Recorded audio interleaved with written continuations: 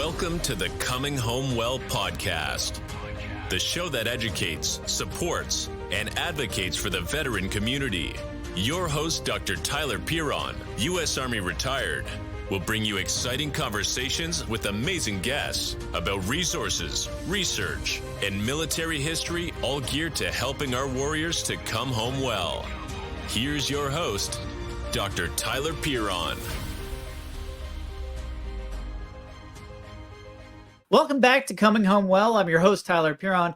And as always, we have a guest. And I am really excited to talk to our upcoming guest. Her name is Christine Collins, and she was an Air Force nurse. I'm sure she's still a nurse, because once you're a nurse, you're always a nurse.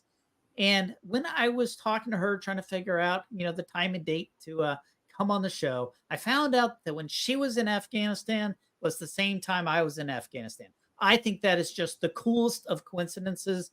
We're both at Bagram, and I'm not going to tell you her whole story, but she has written an awesome book, and you ought to go check it out. But first, you ought to hear about it. Christine, welcome to the show, and thank you so much for joining us on Coming Home Well. Thank you so much, Tyler, for having me. So let's start at the very beginning. Who are you? How'd you get in the Air Force? What'd you do? Oh, that's a fun question and interesting. I ended up joining the Air Force back when I was 20 due to looking for a way to pay for college. I came from a very rural area, Miami, Arizona, very, very small town. Just never heard of Miami, Arizona. I've heard of Miami, but not Arizona. Yeah, it's a great, great small community. It's a copper mining community. Usually, like my parents, my father, his father, they all were copper miners. And my mom's father was a copper miner as well. So it's kind of the bread and butter of that town, other than working at Walmart and a few other places that are on the map there. So beautiful area, great place to raise a family, kids. Growing up, it was somewhat of a struggle, right? Like a lot of my other friends that I grew up with. And I am Hispanic. And so in the Latina side of my family, it's kind of known that as a woman, you'll get married to your high school sweetheart, have kids, and then stay and raise your family, which was a very beautiful commitment and role that my own mom did for me and my brother. She's a wonderful, wonderful stay-at-home parent during my years growing up. So that being said, as a female in my family, talking about going to college, that just wasn't a thing. Not only that, didn't even know what to do to prepare for college, right? So as a senior in high school, looking at opportunities because of my friends were saying, hey, let's go down to Mesa, let's go to the Mesa Community College. That's kind of what everybody did for the most part. Looking for, okay, well, how do I even do this? And finding out that there's no money that was saved for college. And so I ended up creating a path for myself to go to school, worked full-time, and went to college full-time. That lasted about 2 semesters. And that's really tough. Completely burnt out as a young adult, right? 18, 19 years old. So when I was pushing into my 20s, I just figured I got to figure out a way to get to college. A good friend of mine at the time said, hey, did you know that the Air Force is paying for school? Had no idea. And if anybody had told me growing up or even in high school, hey, Christine, you're going to be enlisting in the Air Force and you'll stay serving active duty in one capacity or the other, for at least almost 28 years, I would have said that they were out of their minds. There would be no way that I would be doing that. But as it turned out, I ended up going, joined the Air Force as an enlisted person, guaranteed job as a security police back then in the day. Now it's separated, or it was separated back then, and now it's security forces now. But joined as security police and was gone probably less than 8 weeks later. And I was on my path going to basic training at Lackland Air Force Base, and then the Law Enforcement Academy at Lackland Air Force Base as well. So, I love that story because that is the most American of stories. Like, that's a lot of people's experiences, right. that, hey, I gave it a shot. Things weren't working out the way I thought. Hey, how do I get to where I want to go? Mm-hmm. And the military is a great way to do that. It Trust me. is. I don't know if you know my story, but yeah, that tracks. Right. And it was, regardless, I think now, the younger people, and I advocate for going into the military, because whether you stay one term, 4 years, or you stay in for a lifetime, there's so many opportunities and lessons learned that you take away from that. The training, the skills that you learn, and not only that, the camaraderie and the people that you meet, and you start understanding that these individuals are not related to you by blood, but they're closer than family. As you go through situations together, you realize what the term family actually means, and it provides you with a different perspective, right? Oh, it sure does. So, and part of that is in the book that I wrote, discussing that. So, ended up staying 10 years enlisted, ended up going to nursing school going to college to do my prerequisites every moment that I had a chance. Even when I was deployed to Southwest Asia in the early 90s, there was a University of Maryland. So at any point in time that I could go to college, that's what I did. And ended up transitioning into the reserves, finished nursing school finally, and then came back in as a critical care nurse in the Air Force as an officer. Well, that's a big jump, but that is such a common story. Like, hey, I wanted to do this. I figured out, I took advantage of the opportunities, and then I went in, went out. But yeah, taking advantage of the opportunities is so amazing. We do a lot of talks about that. So now you have served for 10 years. You went to college, got your degree in nursing, critical care nursing, which is not the easy kind of nursing. That's the hard kind. That's not the simple, take your temperature school nurse kind of thing. Love me some school nurses. But yeah, that is real gung ho. So you went from security forces to nursing. Then what happened? First duty station, I was at Scott Air Force Base. Loved it there in the middle of a cornfield. So Did someone quiet. not like you? Is that the Actually, I chose that. I actually chose to go to Scott Air Force Base, and went gladly. My husband, his family lived, I don't know, maybe 4 hours away in a really small town called La Plata, Missouri. And that was the closest Air Force base that we could get to his side of the family. And so we were trying to take turns throughout our military career. He was Air Force as well. When I met him, he was also security forces. So we did our best to support one another. And one duty station was close to his family. The next one would be close to my family, and vice versa. So loved my time at Scott. Was there, originally was supposed to go to critical care, but their large hospital center that was an amazing hospital, cutting edge work and physicians and nurses, they were actually downsizing to a clinic, which that kind of went in tandem with that time in the early mid 2000s. So there were a lot of hospitals being bracked. Hospitals were used to be full of life, hustling, bustling, and then now we're either one being moved to a super clinic, very much like Lackland Air Force Base, Woodford Hall, or just a basic clinic, if you will. So ended up going there and started doing conscious sedation, doing Versed fentanyl, while people were kind of putting them in this twilight stage, which still required a critical care background. You're not acting as a CRNA or an anesthesiologist. It's one step lower than that. So just that much. Yeah, just a pinch. Loved doing that. And then I started working as the executive officer for the Med Group Commander, Colonel Diane Ritter.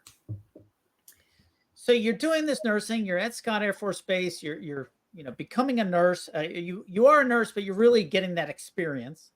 And then, how did you end up in Afghanistan? Right. So my next duty station was Nellis Air Force Base.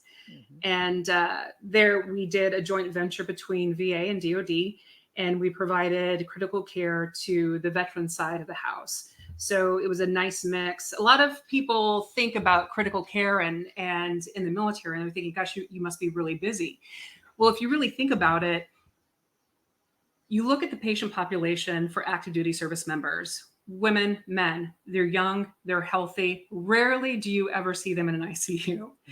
Mhm. And so our patient population at Nellis were the older veterans, those that were struggling with addiction, those that had multiple comorbidities, that either one had not been taken care of or required critical care intervention. So loved my time, loved our patients, loved the physicians there. And it was at that point in time that I was tagged to go deploy to Afghanistan. So you were one of those individual augmentees. They said, "Hey, we need a nurse. There you go." Or was it the whole unit? No. It was a handful of folks from our unit. So as active duty, you're placed on a you're placed on a rotation, a deployment rotation. And it just happened to be that my rotation came up and I would be one of the assets that would move forward downrange. So you ended up getting downrange. Now, so I bet half went to Qatar. That's where we always joke the Air Force goes. Uh, that's where we go for R&R. And then the other half go to Afghanistan or Iraq. So you ended up in Afghanistan. Where were you? What were you doing there? So for part of the time, I was at Bagram at Craig Joint Theater Hospital. So spent some time there. And then the interesting thing, which I find one comforting, believe it or not, and so full circle, if you will, is there was a call coming from one of the higher commands with the Army. And while at Afghanistan, it was a joint venture, right? You had Navy, you had Army, you had Air Force, you had Marine. So you had all of the services together for one mission, moving forward together, same battle rhythm, right? And each position that was held were integrated seamlessly, right? And so there was a call that came up, and our officer, our commanding officer, Elizabeth Coddington, Colonel Coddington, she needed to find a female nurse that had some kind of background or sophistication doing security or understanding the weaponry behind an M16 and M9, so on and so forth. And she knew that I had been prior enlisted with security forces. And I remember she came to me and she said, "Hey, Collins, I got to ask you something, but you have kids, but I need to ask you first." And I said, "Yeah, what's up, ma'am?" And she said, "There's an opportunity going out to Farah. It's about 90 miles west of the Iranian border. Mm-hmm. It's a hot area. It's outside the wire. It's a 1 mile by 1 mile base.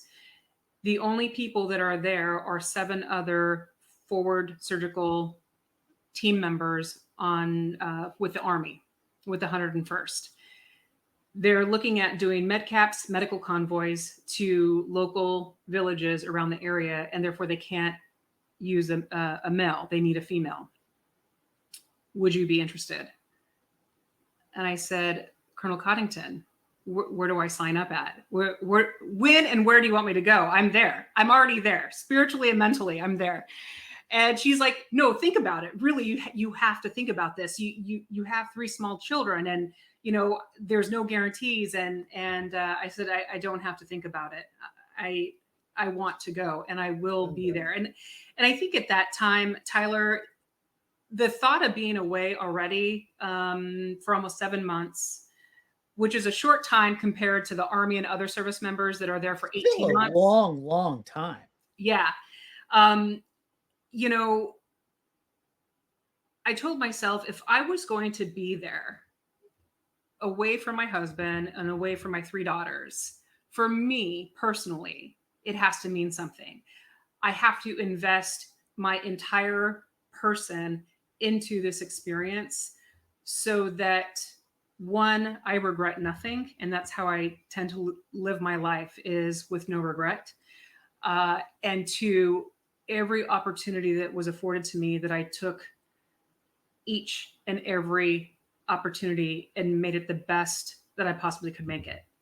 So I told her, let me call my husband. I'll talk to him later tonight. And just for the reassurance, I'll let you know that he'll say yes as well. She goes, no, you have to talk to him first. Got it. So I Skyped my husband shortly later on that day. And Clinton just kind of smiled, and I already know the answer to this. And I said, right? I know you know the answer. And he's like, absolutely. I know you need to do this for you. So we're here, we're supporting you, and we'll be thinking about you, and just be safe. And I said, of course I would be. So I hear this and I'm like, there's two camps. I've always seen it. People that if you deploy, you want to do all the deployment stuff and go do it for reals. Yep. Then there's the other folks who want to stay in, and what, I don't even know what they call them, the connexes, the cubes, the chews, that's it. And I'm like, what is that? And air conditioning and Skype, I've heard of it. But yeah, there's two different worlds, and the people who have the best memories and the best fun is the people who went and did the things. Right. And did it and do the things. I don't care if you're a water supply person, you're out there doing a thing, or laundry and bath, or whatever it is. If you're out there going and doing the things, and that's right. those who tend to really look back at it and go, that was a good experience.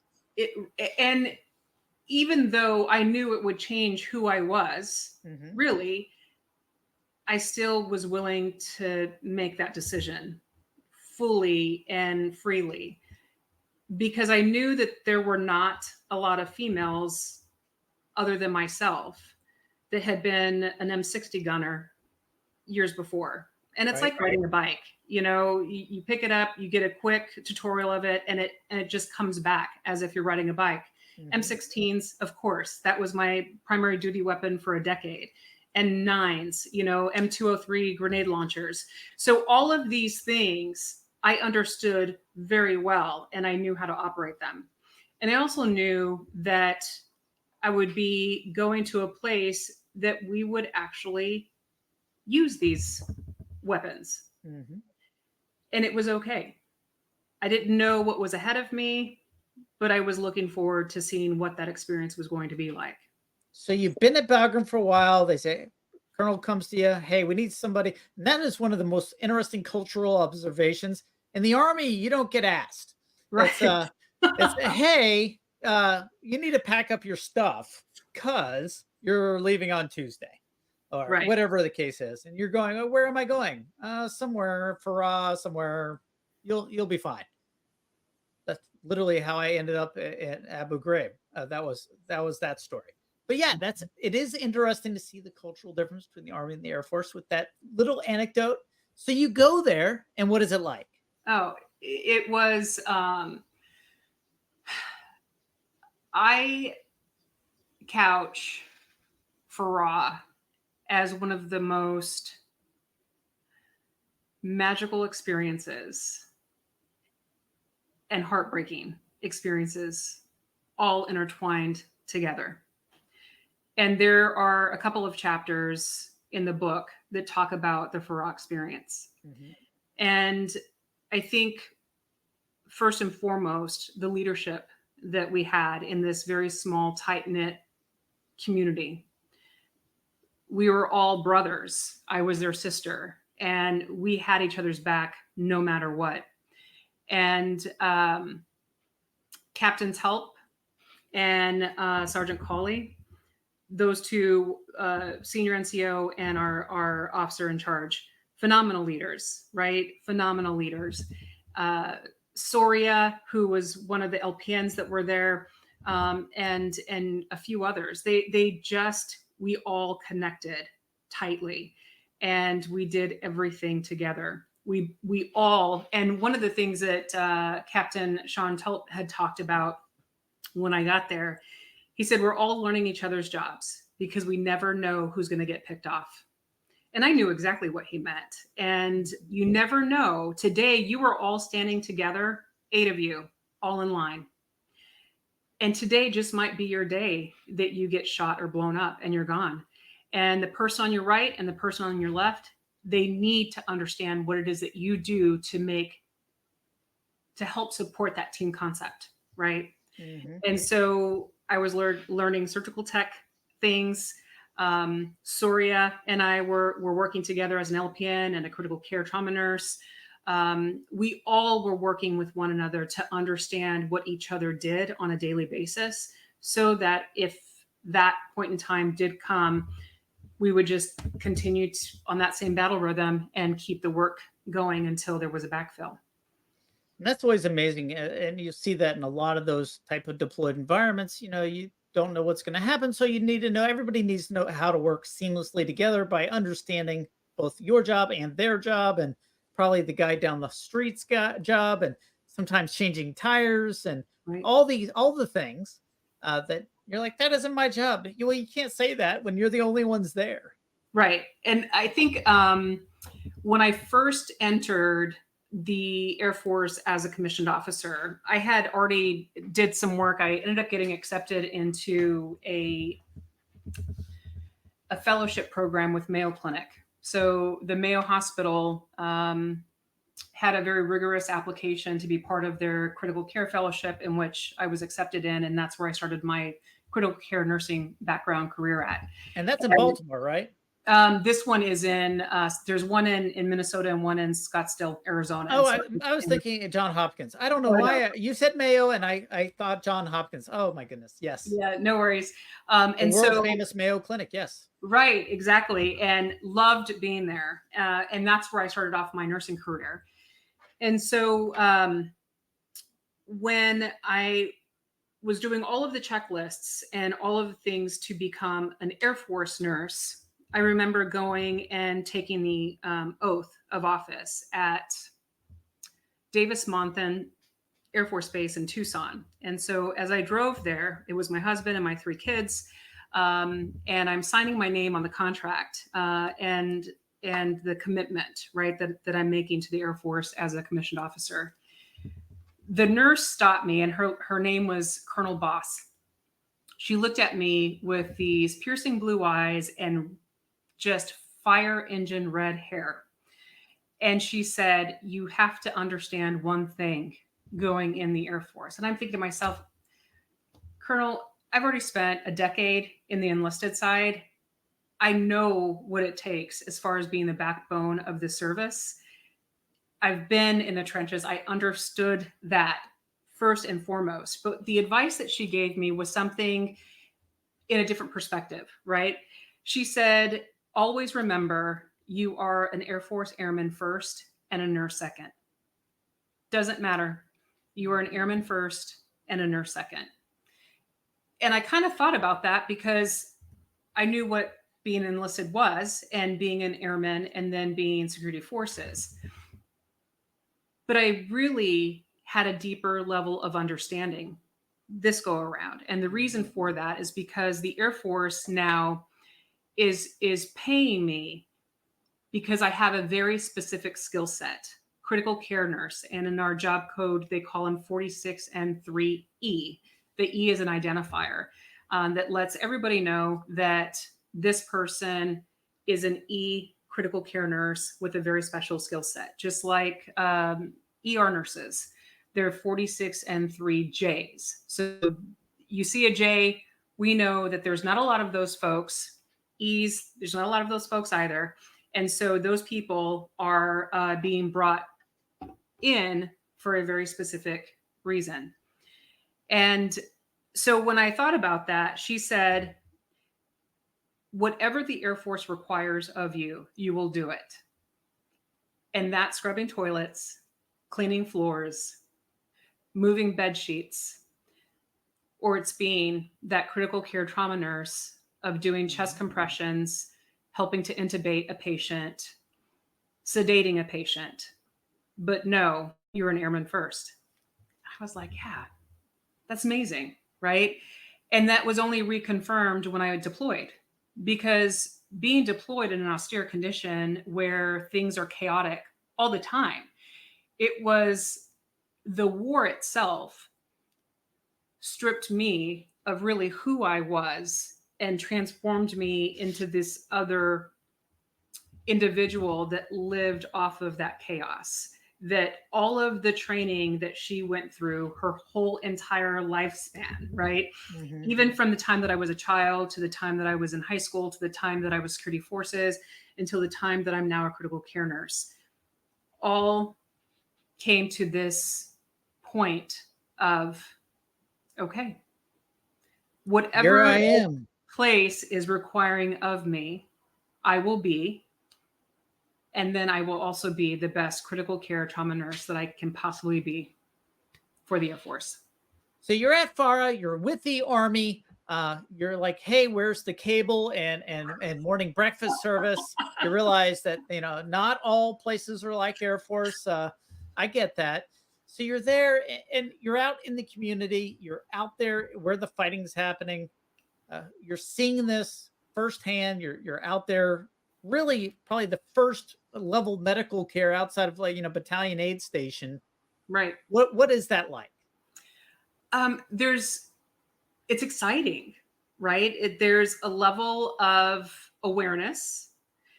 And for me personally, it was more exciting than anything else because anything could have happened. And before I left to go to Afghanistan, I was accepting anything and everything that were to happen on this journey, including death, right? I made sure that I tied up any and all loose ends before I left, as the good Army and Air Force has us do. But mostly it was, I had already experienced enough at Bagram with even our base getting bombed, the gates getting bombed. And it was insane because these rocket propelled grenades would just be lopped over, right? And indiscriminately hit whatever it was going to hit. And at one point it hit a bunk area and it killed a gentleman and injured a lot of other people. So I already knew the horrors of what this would be, but it would be more intimate. Mm-hmm. It would be that's a great way to put it. Because I was at Bagram. We're talking about it earlier. At the same time, it's a very big place. Every evening, right about 5 or 6, the incoming would come, yep. And it would just land randomly. It's not like it was being shot at you or a specific place. It would just be, hey, today's entertainment includes some RPGs and some mortars. That's right. And it's going to be, either hitting something or nothing or whatever. It's going to be there. It's very, very random. But it's also kind of externalized. It's not aimed at you. Right. Whereas when you're out in the field and then it's coming in, you realize, yeah, that one's not just to whom it's addressed. It's coming at me. It's coming at us, and it's much smaller. Right. It's a lot more focused, and intimate's a great way to describe that. That's a good word choice. It definitely is. The wonderful thing also that was offered at Farah, well, just outside of the gate, the walls of the base, was the civil affairs had a small clinic, right? And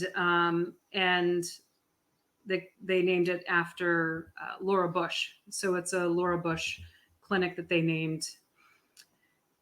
And Afghan families would wait for hours and hours, and sometimes the day prior, in line, sleeping on the hard gravel, to be able to come in and see. It's the women and children that would come in and see the female clinician. And I think that by being there and being able to see these families and the children and somehow make a difference for them was incredibly special, right? I talked a little bit about how the magic of the Farah experience. We were kind of at that time in our own world, if you will. Yeah. It looked like a different world. It was beautiful. They had these jagged mountains that just bursted from the flat level ground, right? Massive mountain ranges that were just pop up. Oh, I know exactly what you're talking about. yeah. And it's like flat and dusty and dirty, and all of a sudden, boom. Yes. Like, where'd that come from? Exactly. And it was just an amazing experience. And out in that area, we had a lot of our Marine IED hunters, right, that would come in with fresh traumas. And I think the longest shift that I worked while I was at FRA was 36 hours. And when you talk about working for 36 hours, most people are like, no. She had to have had some kind of sleep, maybe a little nap, 30 minutes, maybe. There's no way humanly possible that a person can be up for 36 hours. No, it is absolutely possible, and it happens a lot. It happens way more often than we should. Right. Not that it's, healthy, 5 days a week. good, smart, none of those things. But sometimes when you're it, that's it. And that was part of that magic, right? Our team, we were together on this, and it just wasn't me that was up for 36 hours. It was the team, and we relied on one another and helped each other. It was incredible. And the work that we did was extraordinary, right? It was the work of saving another brother or sister in arms. And then again, we see the children that are impacted by the war, the unintended consequences of having a war with, unfortunately, collateral damage, as they would say, and what that would look like in these children's eyes, the physical aspects of the wounds, the scarring on their little body frames from skin that had been burnt, legs that had to be removed, amputated because of a crushing injury from an MRAP or an IED, right? So it's all of that comes together to start providing this really crazy picture for someone that's never experienced war. And that's really what this book is about. This book is about a journey. I wrote it, and yes, it's my journey of the war, but it's not just mine. It's all of those medical unsung heroes that were with me every step of the way, that experienced the same thing, maybe felt a little different, but it's sharing these stories of these human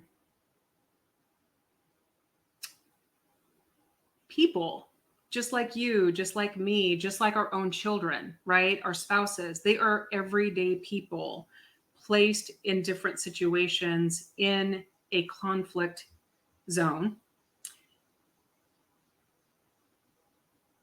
And these unsung heroes of medical professionals that are there to see the physical, emotional toll that this is having, not only on our service members, but on our coalition members, on the families that are local to the community. And even what was crazy is the Taliban.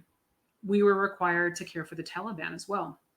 And that is the most messed up part. I mean, of course we do. That's what, the high standards that we hold to ourselves. But a lot of militaries were like, yeah, if we have extra space afterwards, oh, do you got a boo-boo? All right, we'll take care of that first. And then, oh, you've got a gut shot wound. Oh, you're next. Who's got a headache? We'll take care of that first. No, of course not. We don't do that. And that's, there's a whole political discussion, but yes, we take care of people when they're no longer a combatant. And as difficult as that can be, both psychologically, but also physically, because you also have to worry about safety and, explosive vests and people wanting to try to take somebody out on their way out. Exactly. All those things that add a whole new wrinkle. It's kind of doing a combat zone in a inner city with guns and shooting and rival gangs and all these all in once in this little encapsulated spot in a very Spartan environment. There's no cops you can call to, handcuff the guy. And I'm sure there's restraints and all those, but it's not the same. Right. And so the same people have been trying to kill you for the last 6 months. All of a sudden, that guy's in your area getting treated. And a lot of times people know who these people are. Of course, right? And you always could tell the difference between someone that maybe is a weekend Talibaner or not as serious versus the leadership of the Taliban, right? And stark difference. The difference between the patients that we noticed on a reoccurring basis, because we cared for a lot of them, is they were well fed. They looked healthy. They had really nice teeth, believe it or not. Oh, yeah. And because they'd be popping over to Pakistan to get some dental work done. Right. So then there was this other side where a kid, because that's what they look like, a kid completely malnourished, missing teeth, rotting teeth, hair falling out. There was a very stark difference between the two. And we knew a lot of them spoke English, right? But they would act as if they did not know what we were saying. And I think the first time that I ended up seeing a Taliban member, I was probably in country for maybe a week. And they bring in the bed with a patient that's on it, that is just recovered from a procedure, and the Taliban member needs to be monitored closely. So he rolls in, earphones are on, kind of what Cadam used to, what you use when you're down on the range, and taped out, darkened goggles. So the Taliban member, the enemy combatant, has no idea where he is, can't see anything, can't hear anything. And when they get him to the bay that he will be staying at is when they remove the eye and ear gear. And you just look at them and they look at you like they will murder you, right? Because if they had the chance, number one, to had a mechanism, 3, they would carry out and do it without even a moment's notice. And here we, the nursing staff, the providers, the medical doctors, we are charged with providing care and support to these individuals. And it was difficult, right? It was challenging.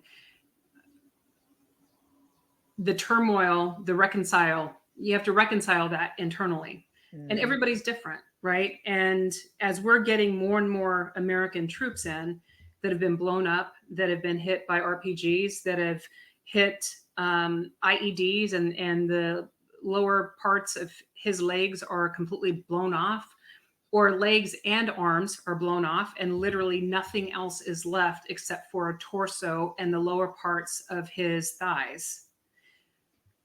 You then receive this Taliban member roughly around the same time frame, and you think, does this enemy combatant have anything to do with this 24-year-old young man?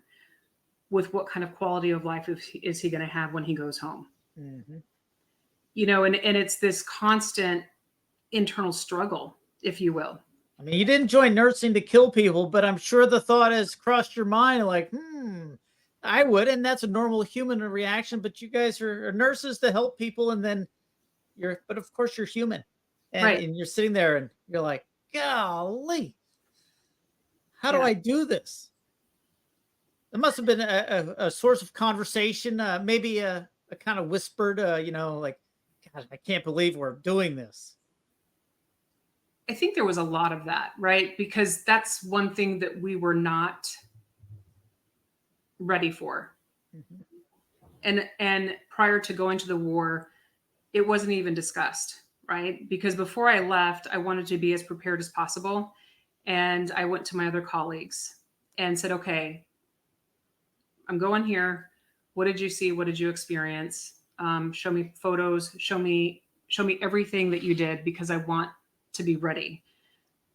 And I remember one of our technicians, Mia is her first name, phenomenal critical care technician. And I'll never forget, she told me, when you go there and you see the children that you have to take care of and the types of injuries that they're going to sustain while you're there, this is the only time and place in your life that you will pray that they die and they don't live. Wow. I said, Mia, that's And did you take that to heart, or were you like, no? Of course I did, because I knew I trusted her, right? And I valued her opinion. But I did tell her, I said, that's horseshit. That can't possibly be true. And she said, Collins, it's 100% true. And you'll see it the first time that you have to take care of a child. And I think that out of all of the advice that was provided to me that I sought out before I left, that was probably by far one of the best pieces of advice that I could have received from any colleagues at Nellis Air Force Base, because she was absolutely 100% correct in what she stated. Yeah, that moral conflict, that moral injury that you're suffering at that moment in time, you can hear about it and maybe even read about it, but until you're experiencing it, right? Where they would use kids to go in front of convoys to get the convoy to stop so they could shoot it with RPGs. Exactly. With the kids right there. Exactly. And you're like, who could do that to their own kids? Right. And I believe that the rules of engagement, the ROEs, had just changed either right before we got there or while we were there together. And what I found, being there, it's like you have your full heart, right? It's brilliant in reds and golds, all of this warm, caring heart, right? And the longer you're there doing what we are doing within the medical community, there's a decay that starts happening to that little hardening, a little armor protection. It is. It's getting that armor is being chinked away. And that heart that was once so vibrant and brilliant starts becoming gray and black, right? And these experiences and these stories that are in this book talk about that drowning in hopelessness, if you allow it, right? If you allow it, but then trying to find that sliver of hope to keep you going for the next day. And where Mia talked to me about the children there, right? The ROE, rules of engagement, were that if there was a child in front of that convoy, that the driver of that up armored MRAP or Humvee or whatever is to drive over that child and keep on going. And that's what happened, right? That's exactly what happened to this small 18-month-old little girl, 2 years old, 18 to 2 years old. And she was reaching out with a brother. The convoys were throwing out bottled water and candy, of course. And she was standing there. And I can't help but to think about the young soldier that was probably 18, 19 years old behind that Humvee that had to commit to those rules of engagement and run that child over. Right. And that child ended up losing her arm. Her arm was completely severed from her body. Of course, there was someone in the back of the convoy that scooped her up, put a tourniquet on her, and then brought her to Bagram.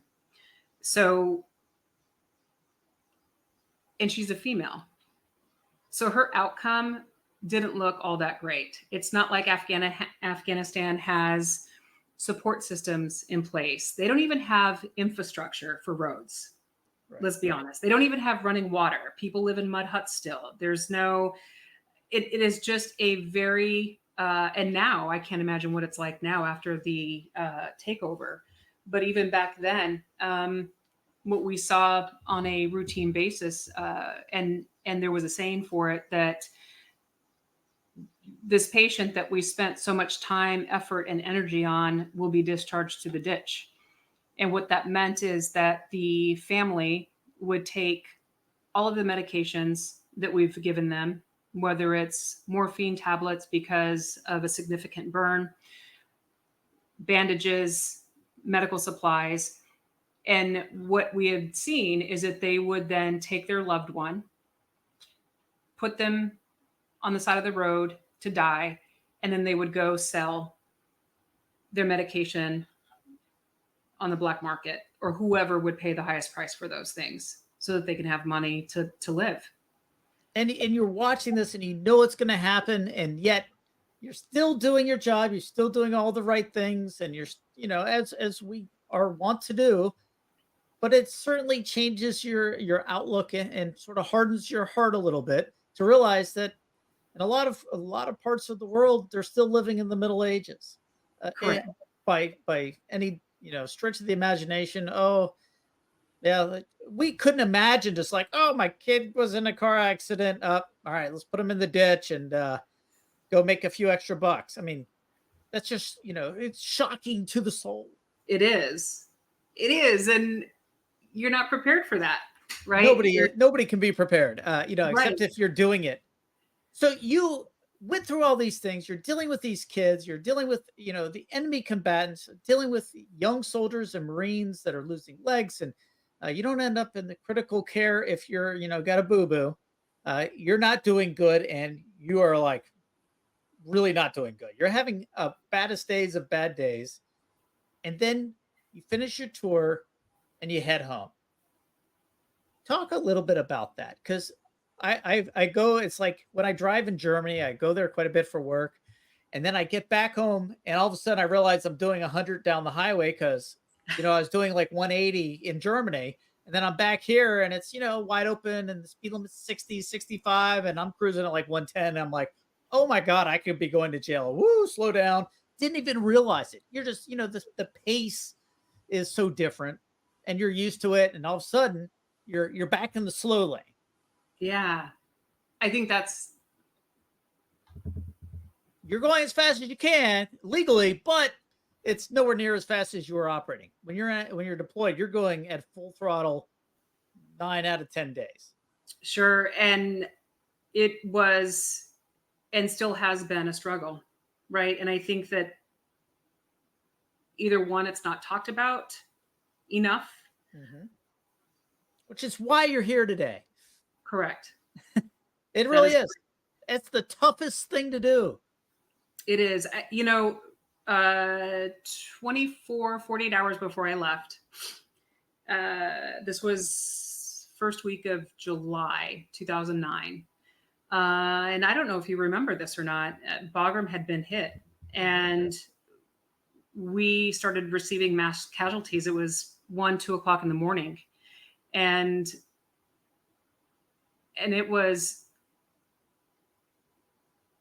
we had so many mass casualties. And it was very sad, with a gentleman that him and his wife were there together and they were calling what's called hot bunking, which I'm sure you're familiar with. She worked nights, he worked days. So they shared the same room, same bed. When he got home from work, she would go to work and vice versa, so that they could stay together and be together. Well, it just so happened that this RPG that came down and hit their BTIF, or pardon me, their place that they were staying. Mm-hmm. And when they brought him in, he was across the street where they were staying at. They put his body in the back of a truck, and when they brought him in, he looked so peaceful, his face. And he didn't even know what hit him, but the entire back of his head was missing and his brain was gone. Wow. And it just was, again, it goes to who makes these decisions, right? You really don't know when your time will be. You put your pants on that day thinking, just another day, going to work, going to go do my shift at the hospital, whatever it may be, walk into to the USO to do my video recording of books for my children. It was so indiscriminate. You just never knew if that would be your day or not. Yep. And I remember talking with the team at Bagram and also at Farah. We would make deals with each other. Okay, what are you willing to lose today? If we had to lose something, what would you be willing to give up? 100%, hands down, every time I would be willing to give up my legs. Give up my legs. I'm good. I'm a nurse. I need my hands. I could not do the things that I do without my hands. So cut me off at my thighs, but as long as I have my hands, I'll be good. And okay, I'll be willing to lose one eye this time. So, and these are things that we would see and that we would all agree upon. Okay, today, this is what I'm willing to lose today. And do you realize how crazy that conversation will sound to people that are not in that situation? Yeah. Like you're having that conversation, like, maybe if you're an adolescent teen and you're at a camp out or something, you're like, would you rather be blind or deaf, or one of those type of conversations? But this is like for real conversations. It is about, if I could have one thing, or lose one thing, which one would you lose? I mean, that it's so morbid. It is, but it's so normal for me to talk about it still. And it still is normal. I mean, it was normal in context. And that's right. The interesting thing about these conversations that you're having when you're deployed or afterwards with the veteran community, going, yeah, that everybody's had those kind of conversations. Exactly. And everyone's like, no, yes, you have those, like, oh, I'd rather be deaf than blind, right. Or I love to read. And so like, oh, okay. If you were gonna, one arm or one leg, like these are conversations that happen because the risk is so random. You're not going to get a choice, but at the same time, what's the worst? And it really allows you to have some empathy for the other folks that are suffering from those injuries. Yeah, and part of the book talks about death is not the worst thing that can happen. It's very true. And I think that if I stated that in an open forum with just regular civilians, they would look at me as if I was crazy. But I've seen so much that's way worse than death, that death would be a godsend, right? Mm-hmm. So when we talk about the 24, 48 hours before coming home, there was this mass casualty event that happened. It unfolded very quickly to where we all were reacting. I was charge nurse for the ICU, the trauma ICU, and splitting up resources, getting people where they needed to be to provide the best care possible to our American and coalition soldiers that were coming in. After about 24 hours, myself and Lieutenant Olivia Jackson, who was we were partners in crime the entire time. There's a chapter called Wonder Twin Powers, based on the old cartoon from way back in the 70s. Her and I were the Wonder Twins, right? And we got notice that we were going home. We didn't even sleep. We didn't have time to sleep. There was so much out processing, Tyler, how all of that works. And you have to go like 10 different places. Exactly. And nobody knows where they are because you don't do it until you leave. Right. And you have to check out from like the library. You're like, I've never been to the library. I don't even know where the library is. You still have to check out. Do you have a library here at Bagram? Are you kidding me? Yeah. So we were just kind of now focused on it's time to check out. And we fly out within, 7 hours. We're now back to Manas. Manas was like this sleepy, relaxed place that I totally felt uncomfortable.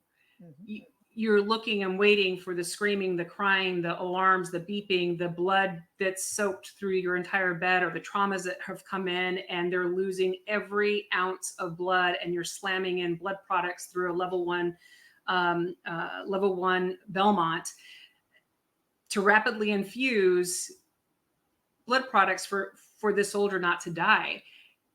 And everybody there, they were walking around like without a care in the world. They had no idea what was going on. And I remember myself and Olivia and even our Colonel Elizabeth Coddington, we were just thinking, oh my gosh, people have no idea what just happened less than 24 hours ago. They're walking around Manas like it's no big deal. And then not even 24 hours from that point, I was flying home from Manas to Las Vegas. And the first time I realized that I had a problem or that I had some issues was when I landed in LAX in Los Angeles. And it was a quick 30-minute layover, maybe an hour layover. And then I would jump on a quick plane from Las Vegas from California, LAX to Las Vegas to see my family for the first time. And I'm starving, right? I'm hungry. I'm still tired. Your sleep schedule's all jacked up. And I go to a sandwich shop. And of course, there's a line and I'm waiting in line. And I get up to the counter and there's this guy, what can I get for you today? And I said, just a ham sandwich. Okay, well, what kind of ham do you want? And I said, just ham, just a regular ham. Yeah. Goes, okay, well, do you want honey ham, baked ham, sausage ham, boar's head ham? And he starts listing off a shit ton of different types of ham. And I'm like, I don't care. Just pick one. Honey ham. And he goes, okay, what kind of bread do you want it on? And I'm like, just bread. And he says, sourdough, rye bread, wheat bread, honey bread. And he starts going off this list of breads. And I just was so overwhelmed. And I was totally locked up. And I started feeling all of these different anger emotions and how pissed off I was. And what the hell are you talking to me about? Just give me a fucking ham sandwich. And I just walked away. I was so totally and absolutely overwhelmed that I just walked away. I would much rather just not eat than order this ham sandwich. And this is just, what the hell? Way too many choices, and people are so disconnected from the reality of what you're just going through. Exactly. And that was then the struggle. And so an hour, 2 hours later, I'm going down the escalator to where my entire family was waiting. And all of a sudden, I am now instantly back to a mother of 3 young children, a wife, a daughter to my mom and my stepmom and my dad, a granddaughter to my grandmother, and friend to my friend Christy Sherbering that was there with her spouse and her kids. And it was so bizarre. It was so hard. And I just needed time. I needed quiet time. I needed just this solace to myself to figure out what the hell was going on now in my head. And oh, by the way, what happened 48 hours ago and the loss that I felt, and I still feel it today, and I still get really kind of emotional about it, of having to leave my colleagues there, right? Some of the folks that came in a month after I did, they're still there and not wanting to leave them, especially Tony Stevens, Captain Tony Stevens. He was a freaking amazing trauma critical care nurse. We had a team that we just knew how to rock and roll when we all worked together. And this overwhelming guilt that I carried with me because I couldn't stay long enough for all of us to come home together. But that's how it was, right? And then so one day turns into 2 days, 2 days turns into 5 days, 5 days turns into a week, turns into 2 weeks, turns into a month, a year, 2 years, 5 years, 10 years, 15 years is where I'm at now. The struggle and journey to get to where I am at today, still being alive, for me is a miracle in itself. Isn't that amazing? Just how much people, even though it sucks and it's hard and it's literally horrible, nobody wants to, nobody wants to go to war.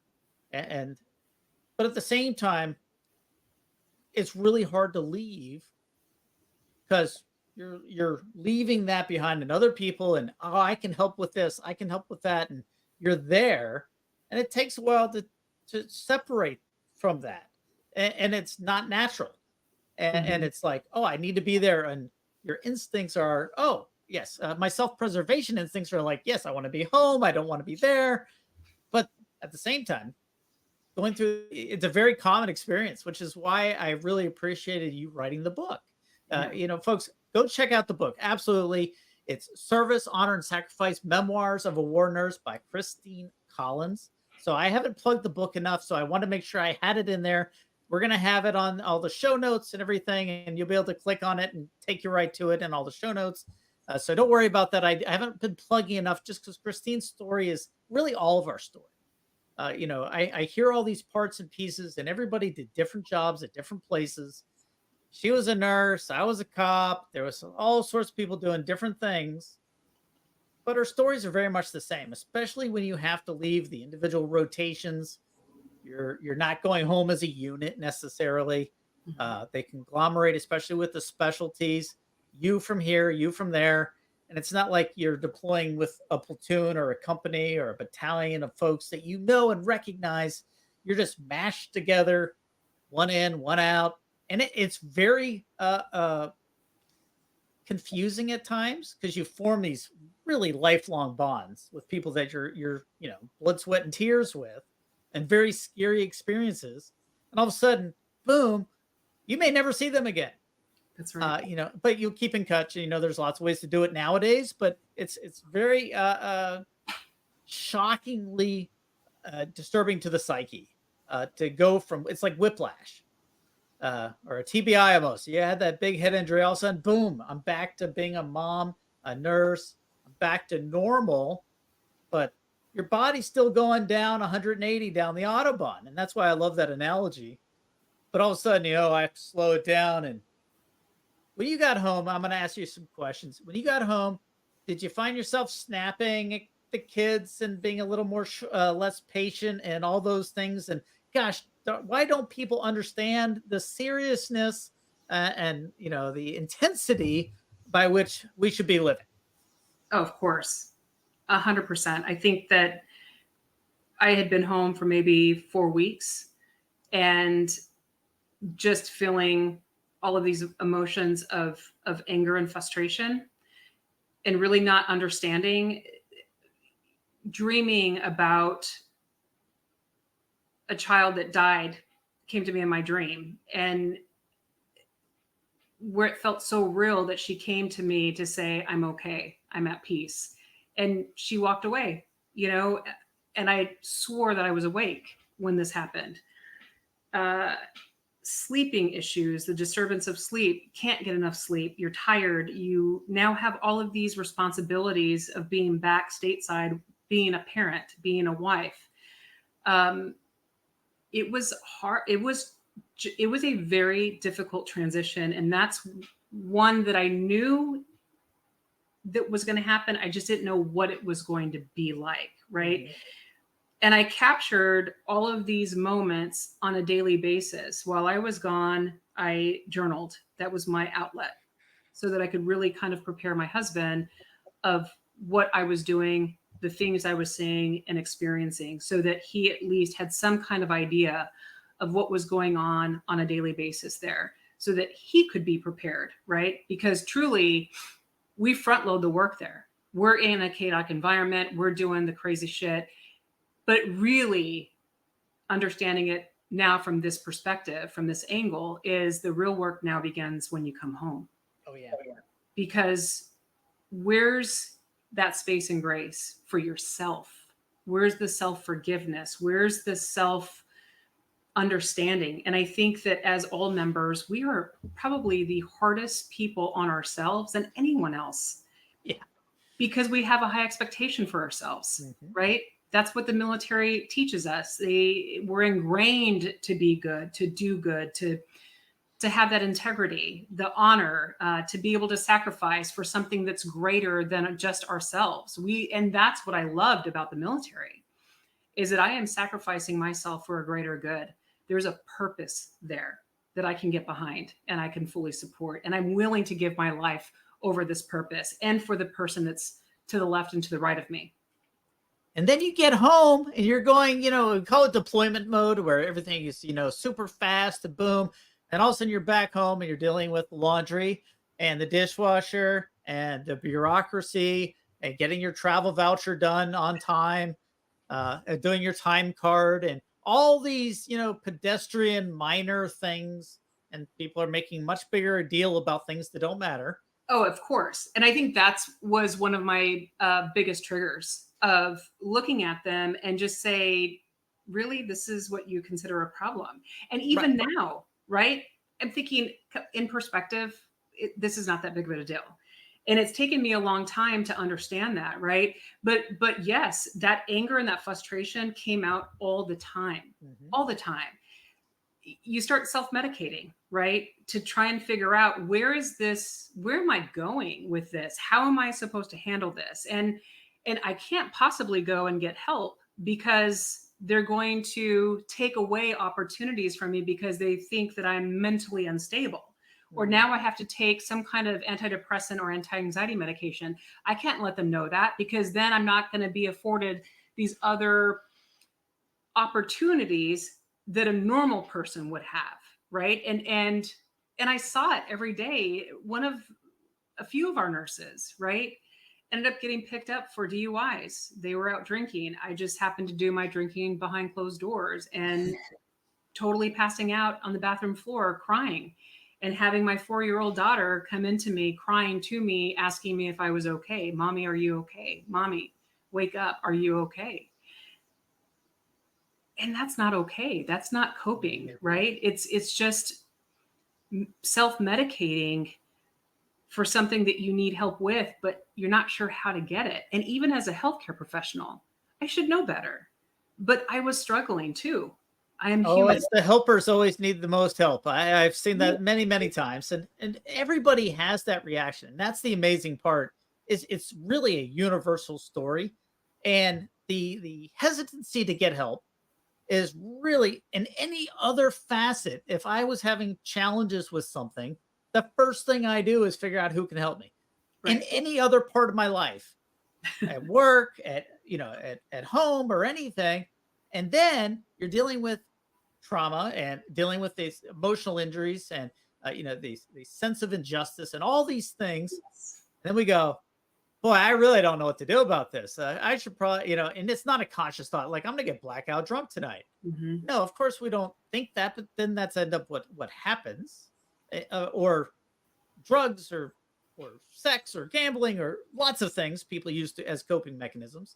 Most of them not healthy. But if we do go get help, which is, one of the things I do appreciate a lot, is that the messaging has changed. And the policies have changed so much to really say, hey, this is not a big deal. It is a big deal, but getting help's not a big deal. It's normal. It's healthy. It's what we expect of you. And sort of changing that messaging has made such a difference of, we're not going to yank your security clearance because you went and got help because you're having a challenge because you were deployed. Oh, okay. And there's still people who think that that's true, and it's not at all. But there's a lot of people that refuse to go get that help. But you did. Yes. And you're doing better. Of course. I'm doing a whole lot better. But you decided to document everything in your book, which I think is we've talked here on the show with people that talk about writing workshops and theater and all sorts of things with self-expression.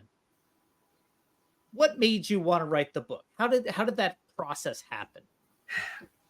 I had been wanting to write this book for about 15 years. When I got home, a good friend, my maid of honor, Carrie Holland, her brother, Jeff Holland, he is a very artistic individual, and he read all of my journals. And what he did for me is he collected all of the journals at that time back in 2009. Only artists, I think, were familiar with Adobe Pro and the different types of things that you could do with the software. And that's what his job was, is doing art. So he collected all of the journals, put them all together in a PDF file, and added photos and did this really cool cover of it. And at that point, when I saw that and I printed it out and I held it, I thought, oh my gosh, this would be a really great book to share with other people about what happens in a war zone. And I looked at other books out there from other nurse memoirs or stories that were told, and there wasn't a lot of current stories of Yeah, the it takes some time to process before you get there. Right. And so I thought, my goodness, I'm going to do this. And when I saw Jeff's binding of all of the stories, I knew that I wanted to do this. I just couldn't. It was too emotionally raw still. And up until last year marked 14 years, Tyler. I'm feeling old all of a sudden. I just said, fuck it. I'm doing it. I'm doing this. And so the book is out, and it's only been out for a couple months. Well, I'm going to step back a little bit. How long did it take you from the moment you decided, you know what, I'm going to do it last year, till you're able to write it, find a publisher, get it out? What was that process like? Just real quick. You don't have to go in super detail. I'm always curious, because we talk about these, and then all of a sudden you're like, I have this manuscript. What do I do? And how do I write it? And how do I edit it? And my publisher helped me quite a bit. I would write it, send it to him, get his input, his thoughts, and we sent it back and forth a handful of times. And then once I felt that it was where I wanted it to be, and that took, this was back in May, a couple months ago, I knew that it had to be done. I gave myself a time frame from October of last year until June 1st. June 1st, it had to be published, which I'm all about deadlines, right? And so I ended up going to a hotel. I was in Arizona, helping with the family business, and went to a hotel, locked myself in a hotel room for 5 days. And that's all I did was finish writing, and finding photos and putting things together. And by the end of that trip, and all of that writing, as painful as it was to read the book from cover to cover, to include pulling in the challenges that not only do I face, but I know other people face from coming back and trying to get a better understanding of who they are now, right? What is the purpose? Who are you today now?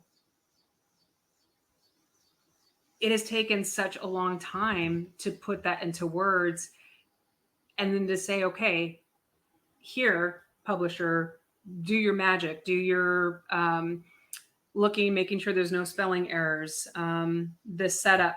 Do I trail off? I'm Right. guilty of that. Like I had a thought, and then I had a new thought, and then I went from there, and I realized when I reread it, like, where was I going? Oh, okay, this is really 2 sentences, and one of them I only half started. Got it.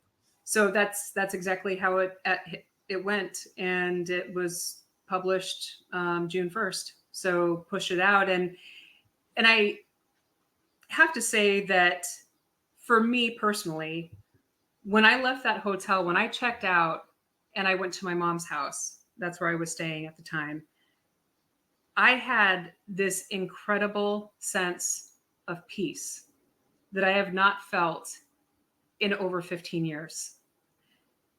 And it is almost that I came full circle. This incredible peace and quietness that resided in my head, my headspace. Mm-hmm. I felt as if I had so much room to think and to do other things now for the first time in 15 years. And it was amazing. And I think because I knew that these stories of people like me, the heroes in the medical world, the soldiers that made it, soldiers that didn't make it, and their families, and the recognition of all of the soldiers who lost their lives during my tiny stint, right? My tiny, tiny short stint of those men and women that are on the first couple of pages listing out their names of who died while being in Afghanistan, right? KIAs, killed in action. This story is no longer in my heart and in my soul, but now the world can now see and feel what I felt while being there and understand what I felt and seen over the last 15 years, right? It's this, I don't want to say it's a burden because it wasn't a burden, but there were days that, gosh, it felt like a burden to have all of this locked inside of me. But now to really, truly, freely unzip that and share it with the world, I felt now I had the world's shoulders to help me to carry this. And it was would you say it was cathartic, or you're sort of unburdened? Yeah, it was absolutely cathartic, 100%. And unburdened. It sounds, listening to you, I'm hearing, hey, look, I was carrying all this around, guilt and frustration and happiness and horror and all these big emotions. Hey, now you can experience it. I get to share it with a lot of people. Everybody carrying a pound is a lot easier than carrying 150. Yeah. And so you wrote the book, you found a publisher, it's out, it's on Amazon, it's all the places you can go buy books. Service, Honor, and Sacrifice Memoirs of a War Nurse. I don't want to get ahead of myself and misspeak it. It's only been out since the 1st of June. It's brand new, folks. Go check it out. And it is one of the few books out there about, if you go back Vietnam, if you go back World War II, there's a ton of great books about the medical profession, about nurses, about dog soldiers, infantry, all those things. We don't have nearly as many books about the war, the war on terror. I think we're going to see them over the next 10, 15 years as people sort of get in the right headspace, want to document it, want to get it out. Now, there are some awesome ones out there. Go check those out too. But this one, I would definitely recommend, go read it. Go find it on Amazon, read it on the Kindle, however you get your books. You can get it on however you want it. But it's super easy to find. Christine Collins is a great author to sort of encapsulate these, because it was a world of extremes. Nursing, saving lives. Oh, and all of a sudden you're dealing with violence and terror and grotesque injuries that you don't normally see in the medical profession at all. Or unless you're like at a level 1 trauma center in Baltimore or Seattle or Chicago or one of those big cities where it's a war zone every day. You just don't see them generally. And all of a sudden, it's like a Tuesday. It's crazy. And how do you deal with it? So I love the fact that you wrote a book, and I love the fact that it was cathartic for you. It was freeing, because I hope people listen to you, and I hope they listen and say, you know what? I want to document my story. I want to share my story, because everyone thinks, oh, you got to be a Navy SEAL, Special Forces Ranger dude to write a book about your experiences. I can absolutely tell you, folks, that is not true. There is a mass amount of interest in everyone's story because it's unique to you, but it's also, like Christine and I were talking throughout this interview, everything she was telling me resonated with my own experiences. I wasn't a nurse. I wasn't sitting in the hospital and treating the Taliban, but we were also going after the Taliban and seeing that level of hate. I remember one story that I was involved in. There was a guy, he had in prison gotten a gun. He had to get shot while he's in the prison cell, like actual prison cell. Gets sent to the hospital. He recovers, shot with buckshot. And immediately he comes back. He's back in the cell. He's healed up. They discharged him. And, his first words, he speaks perfect English. He's a committed Al-Qaeda terrorist. Is like, oh, I just wish I hadn't missed so many times. Like, what in the hell, dude? We just saved your life. Yes, you got shot, but, it'll let you die. And immediately that's his response. And it's like, okay, how do you deal with that? And sometimes just shake your head and move on. And other times you're like plotting revenge. But we're not allowed to plot revenge. So it's a real challenge. Christine, I've asked you a lot of questions, and we've talked quite a bit about your experiences in your book and sort of how you got here and the pathways. What should I have asked you about but didn't? I think resilience, a question about resilience. It means all kinds of different things to different people. But resilience is the foundation and the base of who I am now. Find your tribe. And I'm speaking to the veterans that are out there that are struggling. Find your tribe, find your person, your people. You are definitely not alone. I see you, I hear you, and I feel you. We have all gone through something extraordinary.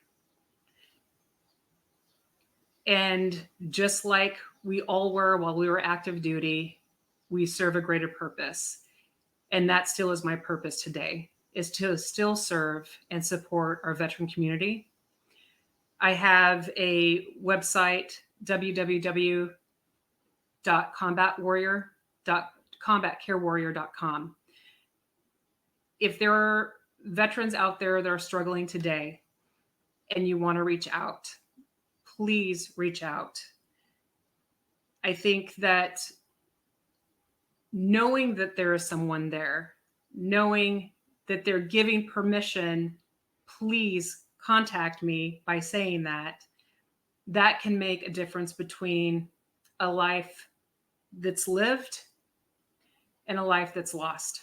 Mm-hmm. There's been already too much tragedy and adversity within the war itself with Afghanistan, Iraq and Afghanistan. And I want you to be well, right? This whole podcast, the nonprofit of Coming Home Well, that means something. Just hang on, find your resilience, find your tribe, reach out. We'll get you in contact with resources to find out who you are now if you are lost. I've been lost for a long time, and I'll be with you and I'll walk that path with you. What an amazing close to a very difficult question, a very difficult chapter. I was trying to avoid the book puns, but yes, closing one door but opening another chapter. I always mix metaphors, but that catharsis of both the artistic part about sharing your story and writing it down, and that sort of craft, but at the same time sharing that message. One of the neatest things, and I see this, and I'm sure every veteran listening to this is going to have the exact same experience. If you go and put a bunch of veterans from all eras, all ages, all different jobs, and put them in a room, very quickly there'll be this camaraderie of conversation. Oh, where did you serve? What did you do? And like it's well past many years. It could be a World War II guy and a Gulf War, and then a war on terror person. And all of a sudden they're having all these conversations, and they're all different services. But there's so many commonalities. Folks, go get the help. Go get that assistance. Asking for help is the strongest and most decent thing you can do for yourself and for your family and for everyone that loves you. It is not at all anything to be concerned about. We have really changed that script about, oh, you can't talk about it. No, of course you can. Everybody should talk about it. In fact, everybody should talk to somebody about their experiences, because it's traumatic.